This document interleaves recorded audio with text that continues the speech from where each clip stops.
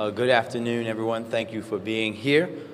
First and most importantly, of course, our thoughts and prayers continue to be with the families of the victim of this horrific mass shooting that occurred in Brooklyn. I want to thank everyone who is joining us this morning, this afternoon. We are incredibly lucky to be joined by the teams from MedStar Health Harbor Hospital and Shock Trauma, who will talk through the work that their teams have been doing, that fantastic work over the past few days, taking care of those who were victimized in this mass shooting. I also want to extend a quick thanks of all the hospital team who've been treating patients as a result of this event. In addition to Harbor and Shock Trauma, University of Maryland's University's ER, Baltimore Washington Medical Center, Union Memorial Hospital, Johns Hopkins, and a number of local clinics who fielded walk-ins. And in addition to the updates provided by BPD, I'm also going to be addressing our mobilization of city agencies to respond to not only this mass shooting and across the city as we move into the 4th of July. I also want to thank our council partners who are with us today, Council Vice President Middleton, Councilwoman Porter, Councilwoman Ramos, and Councilman Conway, the chair of the Public Safety Committee, who are all with us. We are doing everything in our power to ensure that the horrific violence that occurred this weekend is not repeated either in Brooklyn or any other neighborhood across Baltimore. In a moment, Monsi and what that work will look like across Baltimore City. Across the rest of city government, every single agency that provides resident services of any kind is mobilizing for Brooklyn and in neighborhoods across the city. This includes both the Housing Authority and our Department of Housing and Community Development, Public Works, DOT, the Enoch Pratt Free Library, Rec and Parks, and Baltimore City Public Schools. And as we head in tonight and tomorrow, the 4th of July, we know that people will continue to gather with their loved ones to celebrate. We want people to gather and celebrate at the Inner Harbor, at Cherry Hill, where they have their festival as they do every year. We want people to do that. But I implore everyone to please be safe. Think of those around you and the lives you could potentially impact if you make a wrong choice. We are gearing up every resource at our disposal, from BPD, MONSE, the Mayor's Office of Neighborhoods, and all of our community engagement partners as we work to ensure that we have a safe 4th of July, as always we want here in Baltimore. I want to thank all of Baltimore's community for the love and support we've shown to our neighbors in this most difficult time. And before I wrap up, I want to reiterate what I said yesterday once again. We won't stop until we find those responsible and hold them accountable. We won't. With that said, we need the help of our residents and anyone that knows anything to come forward and say something so that we can bring those who are recklessly carrying out acts of violence like this to justice. We will continue to wrap our arms around Brooklyn and the entire community as we continue to hold those accountable who choose to carry illegal guns and use them in the committance of crimes in Baltimore, like this tragic incident that we saw. Again, thank you to all of our partners who are here with us today.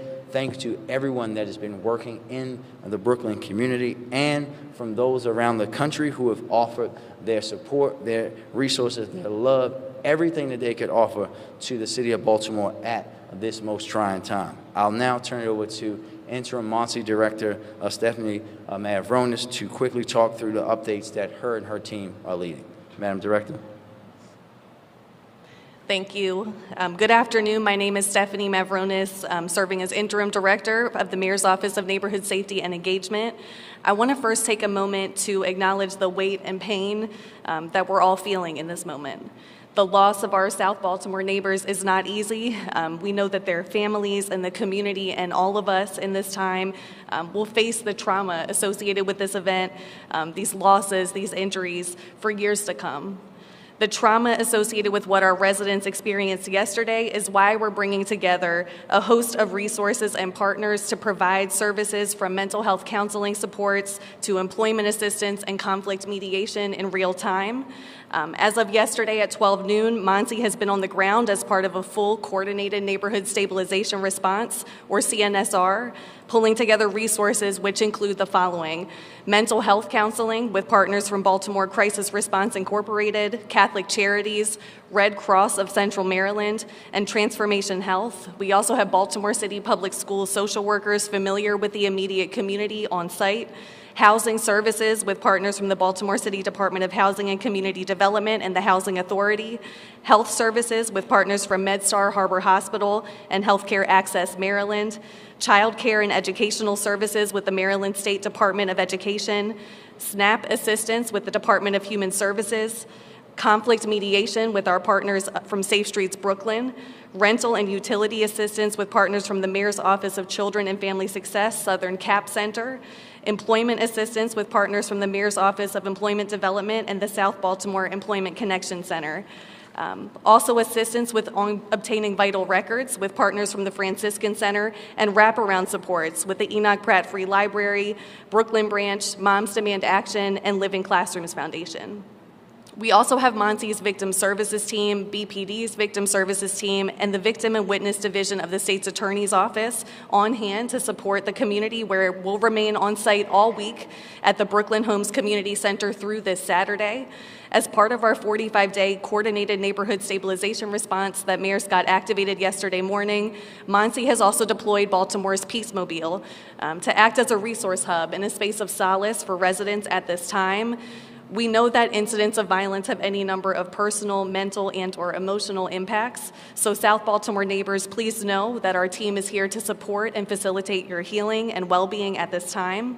You can always reach a member of the MONSE team by calling 410-929-5488 or by emailing monse.victimsupport@baltimorecity.gov. Thank you.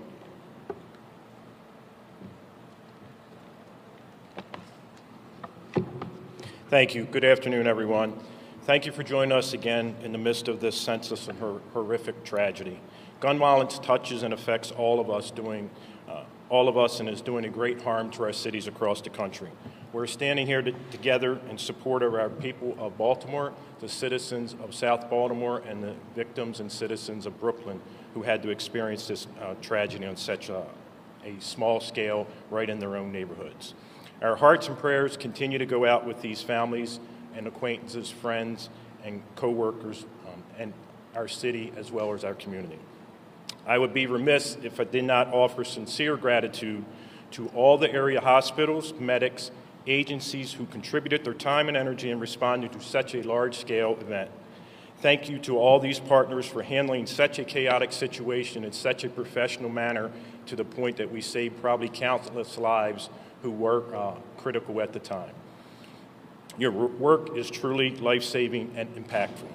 The emergency response and cooperation provided by all city agencies, as well as federal partners, elected officials, and members of the community, show that we are truly committed to working together. These partnerships will and must lead to progress. We are committed to doing a thorough investigation and identifying and apprehending and prosecuting these individuals held responsible for this chaotic incident and this horrific amount of violence. To that point, you will see we have a Metro Crime Stoppers flyers here, and I'm pleased to announce that the reward is up to $28,000, thanks in part to our federal partners. I strongly urge anyone with any information to help us bring these individuals to justice. If you have any information, please call 911 or 1-866-7-LOCK-UP. In the coming days, weeks, and months, we will strive to move forward, and we will reassess and take lessons learned from this incident.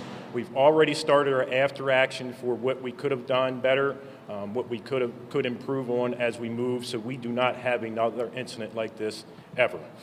Most importantly, let's not forget that we are talking about human lives. The effects that gun violence has on our community and trauma experienced by all friends, loved ones, and neighbors. We have identified the two fatal victims from the mass shootings as 18-year-old Elia Gonzalez and 20-year-old Kailas Fabemi. The other victims include 15 victims between the ages of 13 and 17, 13 victims between the ages of 18 and 32. Thank you, and please keep all the affected in this tragedy in your thoughts. At this time, I'll turn it back to Mayor Scott. Thank you, Mr. Commissioner. Next, we will hear from our partners that we are very grateful for from both Harbor Hospital and then Shock Trauma. Thank you.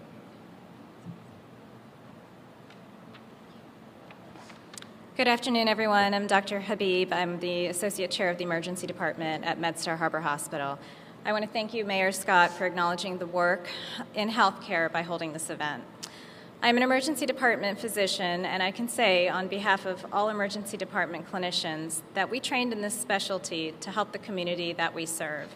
We're always prepared to treat a variety of ailments, often ones that are life-altering and life-saving. Harbor Hospital is a small community hospital that's at the center of these neighborhoods, Cherry Hill, Brooklyn. We work here daily because we care. Medical care is something that we do every day and often without recognition, but what happened in the early hours of Sunday morning was outside of our norm. Our emergency department team went to work that night anticipating a routine overnight shift when they were unexpectedly faced with the arrival of several patients, many minors, with traumatic gunshot wounds, the majority of whom were brought in by private vehicle, accompanied by family and loved ones who were appropriately concerned. Within an hour, 19 patients from our community, 14 of whom were teenagers, 9 of which were minors, and many of whom were critically ill, were brought to Harbor Hospital's emergency department. We didn't know if we were safe. We didn't know if the shooter or shooters were right outside of our hospital doors. We approached what could have been an overwhelmingly chaotic and terrifying situation with calmness, bravery, and a systematic approach, with a key tool being teamwork. Our emergency response plan was activated, and the hospital went on immediate lockdown to secure the campus and ensure the safety of all the patients and the associates. Doctors, nurses, PAs, techs, residents, and intensivists, hospitalists, we all came together from home, from other departments in the hospital, just to be in one location and to help the community and help patients who weren't just victims, but our sisters and daughters and sons and brothers in our community. Baltimore City Emergency Medical Services, MedStar Transport crews, and our Tertiary Care Center crews were ready to provide immediate transport support. We performed rapid triages on more than a dozen high-acuity patients within minutes, and we prioritized patients based on individual assessments, several of whom were critically unstable. We maximized our resources available to us overnight at a small community hospital, and we performed life-saving procedures to stabilize patients while partnering with our Tertiary Care Center colleagues who supported us maximally during this challenging crisis. 10 patients were transferred to Baltimore trauma centers. We at MedStar Harbor Hospital are dedicated to providing quality care to our community, and while we are not a designated trauma center, we have experience responding to victims of violence in our community. Our extraordinary team recognized this as a mass shooting event, and we mobilized our resources within minutes. We thank our dedicated and invaluable team for showing up every day and for being prepared to give it your all when it comes to taking care of our patients. Our prayers are with the community in South Baltimore during this troubling time. Thank you for your time.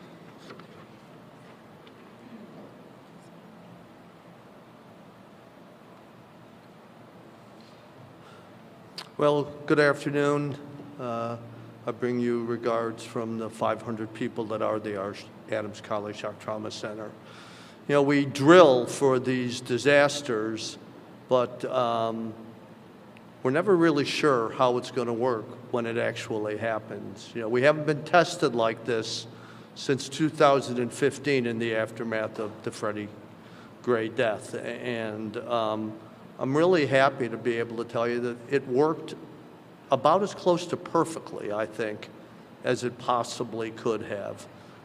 The thing that saves people's lives during mass casualties is organization. And this was as organized a response as I have ever seen. You heard about the wonderful job that the guys at Harbor Hospital did. Baltimore City EMS was spectacular, and their chief, Ben Lawner, was over there helping sort patients, go here, go there. We suspended the need for consultation We said, just come. It's okay. The answer is yes. Don't waste time calling. And we got report from the pre-hospital guys on the way in. We opened up all of our resources. You know, it's important to realize the ED at Harbor wasn't empty. And our TRU was far from empty on Saturday night at 1 o'clock. So this gets fitted on top of the everyday busy weekend business. And utilizing the adult ED and the PGD, we put one of my faculty members, Rich Whitmire, down in the ambulance bay, and he was air traffic control. He says, you go here, you go there. We communicated. The ones that came upstairs, I was air traffic control for. In the middle of all this, we did 2 major operative procedures to save people's lives. And so the most impressive thing was in the middle of all this, as we were getting the last couple of people in, I grabbed one of my partners and said, what do you hear? And he looked around, he said, nothing. I said, that's exactly correct. Nobody's yelling, nobody's speaking loudly, we're just doing our job. And we are so pleased that we were able to be part of what was such a superb disaster response. You have all heard me say it's not if, it's only when. Well, when arrived on Saturday night, and when will arrive again. And all of us, the entire medical community in the city of Baltimore, will come together whenever that happens, and I hope we'll be able to have as good an outcome. It wasn't perfect. We wished everybody had lived, but a bunch of people lived that maybe weren't going to live. Thank you, Dr. Scalea, and thank you to you and all the medical professionals, and of course our fire EMS who do this work every day, but in particular for this day. And with that, we will take a few questions. So we'll take all of our questions here from this mic. We are going to prioritize our local media first. So that would be WBAL, WMAR, WBFF, Baltimore Sun, the Banner. So all of our local media first. Please say your name and what affiliate you are with when you are asking your question. Additionally, the Metro Crime Stopper flyer will be available electronically. Thank you. Good afternoon. David Collins, WBAL TV. You good, Dave? Oh, I have a multi-part question, but you're going to be able to answer this, I hope, very easily. Do you have a suspect's description? Can you say at this point what type of weapons were used? Was this a targeted or indiscriminate type of event? And social media is showing a young man pulling out a semi-automatic weapon from a backpack. What do you make of all that?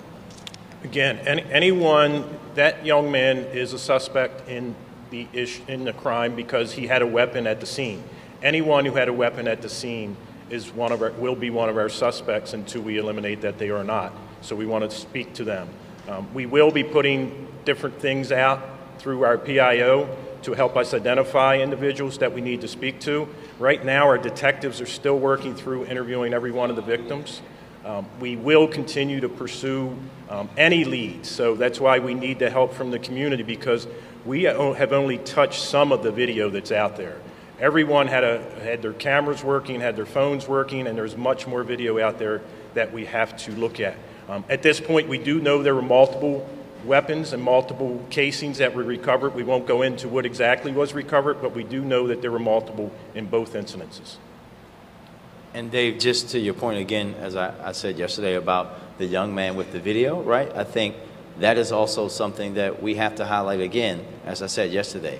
There were grown adults filming young people with guns who said nothing, who did nothing, who didn't say to the police, hey, I know this teenager's out here at this event with a gun. And we have to have a sense of responsibility to our own community as well. Because there was a time when even those who were the toughest of the tough in the street, if they saw some young kid with something like that, they would step in there, do something. We can't deteriorate ourselves until we think it's cool just to film a young kid on Instagram with a weapon and post that to get likes. That means that your self-characterization of yourself as a man is a falsehood if you do that. This is for Acting Commissioner Worley. Phil Yakubuski from WBAL here in Baltimore News Radio. Just asking about the, we hear a lot about the stop snitching culture in the city. Are the victims being cooperative in this case? And we also heard yesterday that this was an unsanctioned event. What are you folks doing, and this is for the mayor too as well, to make sure that something like that doesn't happen in the next couple of days? There were 600 people in the after action report. Is that being looked at as far as how many people can gather in an event like this? Yes, this was an unpermitted event. Our men and women deal with unpermitted events every single day. Since COVID, we have people who think they can just have parties without permits, large gatherings. Our men and women deal with that every single day. The day before this, we had a pop-up event that we had to issue a cease and desist order that we did, and that event went away. So a lot of the events that we deal with, you don't even hear about because our men and women do a great job of taking care of it. So this event did come up. It was, I don't want to say it wasn't advertised like normal, but we did not find it like we normally do.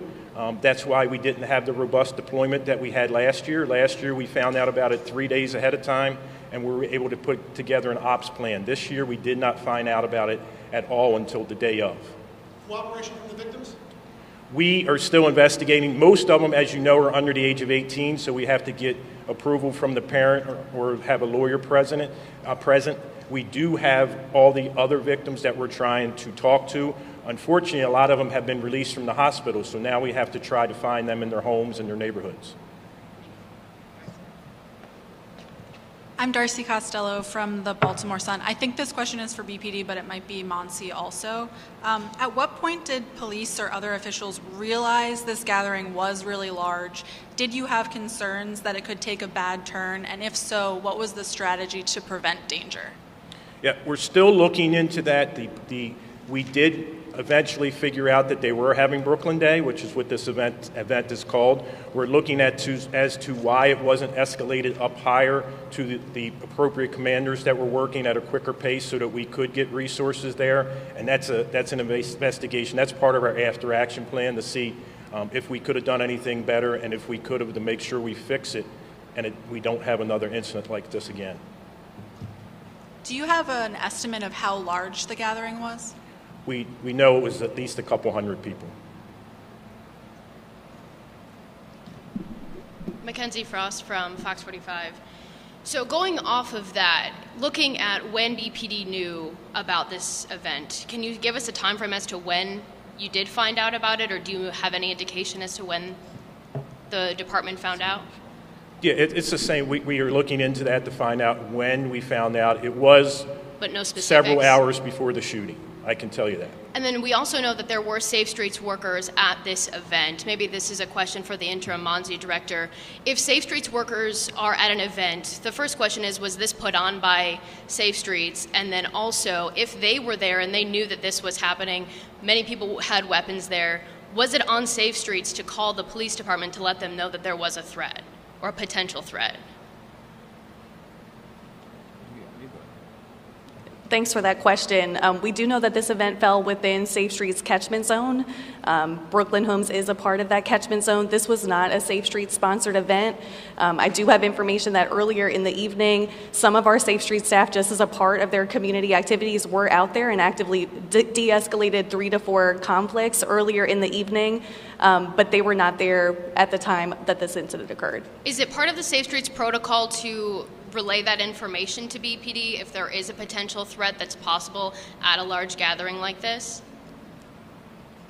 I don't know that Safe Streets would relay that. I would say there is some level of communication about any incidents that are outside of their purview. But again, the time at which Safe Streets was at this event, there was not an indication that this is where the event was heading. Okay, thank you. Good afternoon, Janine Donaldson with WBAL. Wanted to just recap what hospitals were involved in the response. I know it was a Harbor and then people were transported to other ones as well, Union and Johns, but I just wanted to recap those, and then also the age ranges of all the victims. Yeah, the age ranges go from 13 to 32. I know we used Union. Good afternoon, Dante Stewart, Acting Fire Chief. So the hospitals that were involved was Harbor Hospital, Baltimore Washington Medical Center received 2 patients that drove themselves there, and also Union Memorial Hospital. Of the approximate 16 that went to Harbor Hospital, we transported 6 to shock trauma. And then it was just the ages? The ages were ranged from 13 to 34. Okay. Do you know how many were in the peds category? There were 15 between the ages of 13 and 17, and the rest of them were, the other 15 were above 17. Thanks, guys. Scott McFarland with CBS. A pair of questions for the acting commissioner. First of all, are you concerned about retaliation and this triggering a cycle of gun violence? Yes, we are concerned. We're always concerned about retaliation at every single incident. We have a crime meeting that's going on right now while we're having the press conference where all our commanders are talking about what happened between over the weekend and what happened between Monday and Wednesday. So we have all those things in place. We talk about it. We have a criminal intel. We do multiple meetings to share information where we think retaliation is coming. And we also have the 4th of July weekend that we're working with to make sure we keep everybody safe and the fireworks go off without any incidents. You'd also mentioned ballistics indicated there were multiple firearms used. So does multiple mean more than 2? Yes. Is it possible it's more than 3? I mean, I'm trying to get a sense of just how many firearms might have been discharged. We are still looking at every casing because what happens, we have multiple casings. For example, we have multiple casings from one caliber of weapon, but that doesn't mean every one came from that same weapon. We have to look, basically go down, have the crime lab decipher whether these casings came from this weapon, those casings came from another weapon. But we do know there are more than 2 or 3. Thank you both. Yes, sir. Hi, George Solis, NBC News. Question for you, Commissioner. It is our understanding that this is an annual event that takes place in the Brooklyn neighborhood. You're making it sound as if this was something that took place last year and that you didn't have the awareness. Was staffing of police also at play here, why there may not have been adequate protection at this event? No, staffing was not an issue. We had multiple officers deployed other locations in the city that we could have moved there. What happened last year is lots of times this event is posted on social media that we're able to find. We did not find it this year. Last year we found out a couple days ahead of time, and it was not the same date. It's the different week, different Saturday every year. So this last year was the end of June. We knew it was coming up at some point, but we had no indication that it was happening that day because we had never seen any advertisements for it. And no one had notified, as far as I know, no one notified in BPD that Brooklyn Day was happening on July 1st. This question might be for you, Mr. Mayor. From the victims, the 2 that passed during this mass shooting incident, have you had an opportunity to speak with their families? What have they told you? How are they feeling? What is your sentiment and message to them? Yeah, we'll be going through the protocol, following with BPD as we always do when an incident like this, and go through every single victim and family after we've made the appropriate contacts, after they've done the conversations that they have to have before I can even have that. But we will be talking to every single one. This is something, unfortunately, that I do consistently in our city. Thank you. Good afternoon, Dylan Siegelbaum, the Baltimore Banner. I know there's been discussion about this year's Brooklyn Day being unpermitted. Has the event ever been permitted in the past, and what difference would that make, if any, in terms of requirements for security or police? Well, in the past, I don't believe it was ever permitted. I don't think a permit was ever applied for. If we know that, like, for example, we know what is happening on July 4th. So we have events. Every event that we have permitted, we can have an operations plan for it if we expect something to happen. So if we would have known even 3 or 4 days ahead of time, last year we put a complete operations plan together with multiple officers stationed throughout, as well as all our other city agencies were there last year to help us. Not only, it's not just a police issue, we have all our other city agencies there to help us. And we could have had that this year had we had more advance notice than figuring out the day of the event. And just to add for clarification for everyone, Brooklyn Day is something that happens every year for the last 27 years. It doesn't happen on the same day, so it's not like the 4th of July when it's going to be this day every year. It's a moving event, so to speak, but it's something that the community has had every year. But when things are notified, then other things are put in place at a much rapid pace. Was there any, I know you said only found out about it, if I heard correctly, earlier in the day, Sunday? I guess just to, if it's an annual event that happens every year, was there an effort made to try to find out what weekend it was happening, if there wasn't a permit? I'm sorry, I couldn't hear your question. Really low. Was there an effort to try to find out what weekend it was happening in advance? Yes, we have an intel officer that's in the Southern District, is one of the best intel officers in the agency. He was proactively looking to see, along with our analysts in our open source unit, to see if we could find anything on any of the social media sites that said what day it was occurring, so we could have planned. So any advance notice we could have got ahead of that, finding out during the event, could have allowed us to put other city resources as well as police there to try not to. We wouldn't necessarily been able to stop it, but we could have been there as a presence to deter any any issues. Hi, my first question is for the hospital. Are all of the victims stabilized? Can you talk about those conditions? We have 7 people that are still inpatient. 4 of them remain in critical condition. The other 3 are stable. Thank you. And my next question is for Mayor Scott and or Monzi. Unfortunately, or obviously all violence is awful, but we have a lot of kids and teenagers that were injured in this. Do we know if they were in violation of curfew? Do you see this as some type of condemnation on the curfew policy? Can you talk about that a little bit?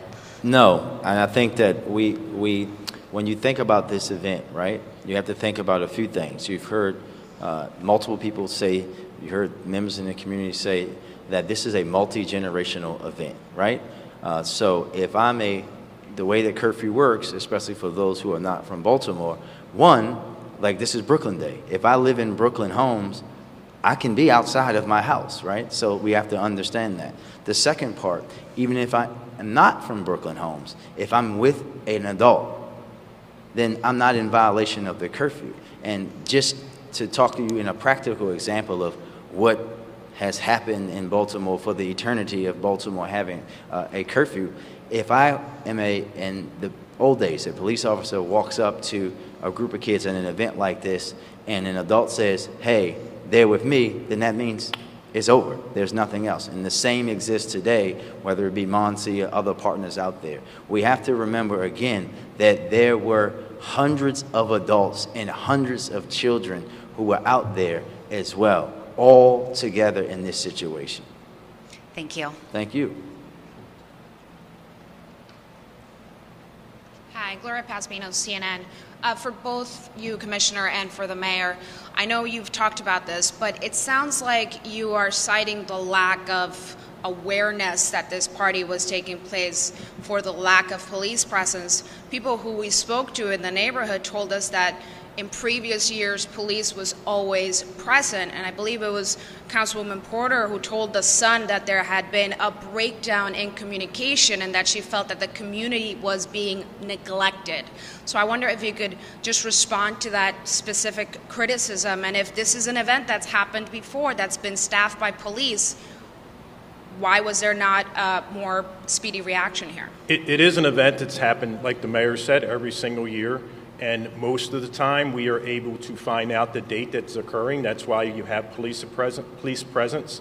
On this date, we did not, as far as we know, and we are definitely looking into this to see if anyone knew ahead of time that Brooklyn Day was occurring on July the 1st.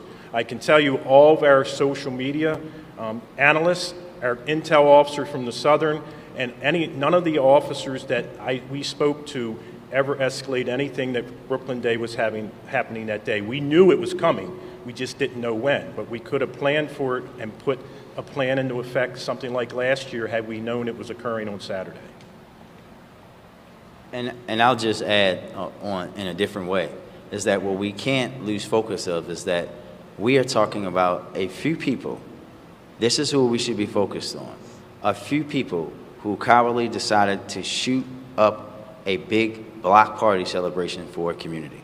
That's where our focus should be, on them, the weapons they use, where they got those weapons from, how they got them in their hands, and how we're going to hold all of them accountable. Yes, we want people, when folks have events, we want them to have permits. We want to do that so that everything can be in decency and order, as we say. But we cannot allow those details to outweigh the fact that we have people who recklessly were shooting into crowds of 100 people who were peacefully celebrating in their neighborhood. And if I may, just to follow up on, you've talked about this earlier today, but it sounds like Baltimore's made a great amount of progress in recent years when it comes to gun violence. And for people who may be watching this across the country and maybe saying to themselves, well, this is what happens in Baltimore, what's their message to them? And what do you want them to know about the progress that the city has actually made in recent years? Well, listen. As I said yesterday, and I said to your folks earlier on the morning show, we have made progress, even with this incident, right? We have a 20% reduction in homicides in Baltimore, right? You guys cover it all the time where cities are having the direct opposite across this country. We still have a reduction in non-fatal shootings, even with 30 people being shot in one day in Baltimore, 28 non-fatal shooting victims. But these kind of violent incidents happen in Baltimore. This is not just a Baltimore thing. We have to be honest. This is the United States of America. This is our longest standing public health challenge. And we need to focus on gun violence, regardless of where it happens, right? Whether it's in inner city Baltimore, whether it's in suburbia, whether it's in rural America, with the same vigor that we focus on another epidemic that we had a few years ago, a pandemic in COVID-19. We are talking about now having over 300 mass shootings in this country, where we pride ourselves on being the leaders of the free world, but we cannot seem to get to a point where we're going to have the lives of American citizens mean more than American citizens' ability to have guns. We're going to continue to make that progress, not just with BPD and them going out and seizing already 1,300 weapons this year, most of which we know come from other places, some which are ghost guns that are bought online and anybody can buy, which I'm going to say again, that if we want to truly talk about dealing with guns and gun violence in this country, we have to take this conversation beyond not just me, but all my brother and sister mayors around the country who we have these conversations consistently. It's like we take turns telling each other that we're here to support each other and we know that we're going through. Not just about governors around the country and state legislators who are busting their butts to do things, right? Because one of the reasons why our weapons come from other places is because Maryland has some of the strongest gun laws in the country. We need, not our Maryland fabulous federal delegation, not our wonderful president and his administration, we need those members in Congress who said way back when Columbine happened in 1999, when I was a freshman in high school, they wouldn't have one more because they were going to do something to actually do something. How about we ban ghost guns in this country right now? How about we force gun companies to have smart technology on their guns by a certain period, the same way that we're doing with electric vehicles and how we're dealing with the environment? When are we going to have that conversation? In addition to all the things that we need around mental health, behavioral health, trauma, all of that. But you're talking about a country where it is easier for a 14-year-old kid to order pieces together to put a gun together and go out and use it in commitments of a crime than it is for me to get Claritin D from CVS. That's what we should be talking about every day in this country until those folks take action. Because I could stand up here and talk about back and forth stuff that they like to do with partisan politics and say, you hear folks say, well, oh, the violence has happened in Democrat-led cities. Well, the guns are coming from Republican-led states, right? But who cares? People are dying in Baltimore, in the United States, and that's what should matter, and that's what we should be acting on every day. Thank you, Mr. Major. Javier Vega, Telemundo. I just want to get the full picture about the wounded. It was just informed 4 of them are in a critical situation. So that means from the total, how many of them are in the hospital and how many of them are back home? So there's 7 remaining in the hospital, 4 of them in critical condition. All the others have been released, and then of course we have the 2 that were deceased. Okay, thank you. Last 3 questions. Just a quick follow-up to what we've heard throughout the day. If BPD didn't know about this, but Safe Streets did, is that a breakdown in communication within the mayor's office and city government? Again, Mackenzie, I'll just say this. We know that folks want to make narratives about this situation. The reality is that this is an action of a few who decided to shoot people. Safe Streets was not there, as you heard, when it happened. We know how Safe Streets works, right? We understand the work that they do. We know that in order for them to be credible, they have to be able to carry that credible message in the community. We are going to investigate every breakdown that you heard before, but what we're not going to do is stand up here and try to make this about some organization's decisions or what they did or what they didn't do today. We're going to go through it all and talk about what actually happened. But most importantly, for you in the Law and Order station, it should be about those people who pulled the trigger and helping us find them, blasting those pictures out there to hold those people accountable who ruined Brooklyn Day, who took 2 lives and who injured 28 others. Hi, this is just a follow-up on Acting Commissioner Worley's statement that there was an option to deploy more resources, like there were other resources available. We've heard that a helicopter flew over at like 11 or earlier and saw a crowd of hundreds. So were there conversations to deploy more resources? And when and what were they?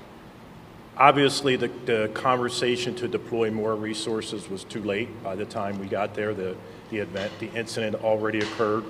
What happens, we have officers on the ground and in the districts who get information, ask for Foxtrot. It was relayed to the members on the ground that were monitoring the party.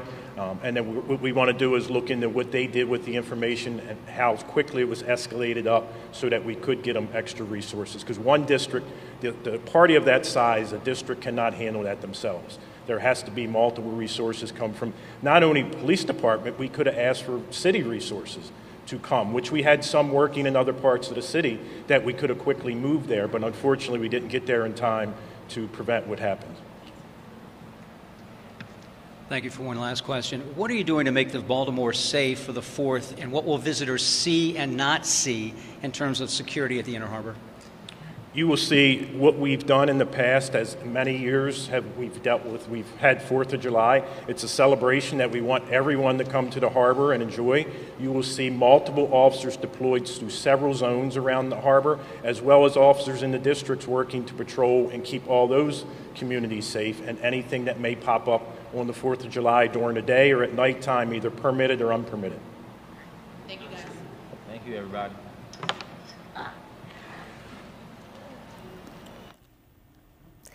And that was Mayor Brandon Scott and other city leaders, medical personnel as well, providing an update on that mass shooting in South Baltimore. And we will continue our team coverage of the tragic incident starting with 11 News at 4. Thank you for joining us.